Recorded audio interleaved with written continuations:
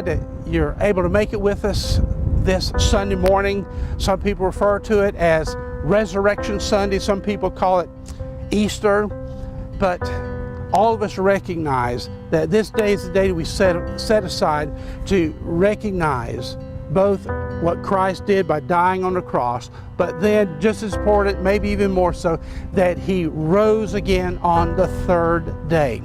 I don't know if you can tell it by looking around here, I don't know how familiar you are with this area in Ocala, but this is the Marion County Veterans Memorial Park. Here at the park, we've got epitaphs, we've got little memorial plaques all over the place that point to people that came to a time in their life when they said that they were willing to put themselves in harm's way for the benefit of freedom and for liberty. Like Patrick Henry said, give me liberty or give me death. And that person stepped up to the plate and said, I will put myself in harm's way. So these are memorials to these folks that, quite frankly, heroically stood up and said, I want to be counted for what's right.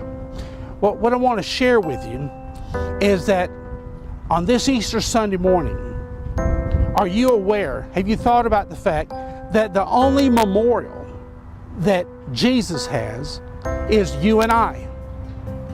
He has no memorial apart from us. Matter of fact, the Bible says that we're like an open book.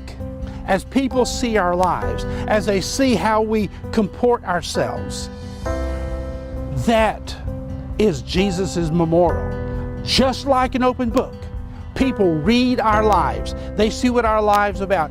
Now let me ask you a question. How are you living your life? Are you living your life just for the temporal values that certain pleasures throw your way? Have you given due credence to the idea that this really is a short life, but eternity is for a long, long time? Think about that. I know that I do my best to focus that every word that comes out of my mouth, everything that my life represents, I want it to reflect Jesus. Why? Because I am His memorial. As people look at me, as people see how I live my life, I want them to see the Lord. Why? Because you and I are the only memorial that Jesus has.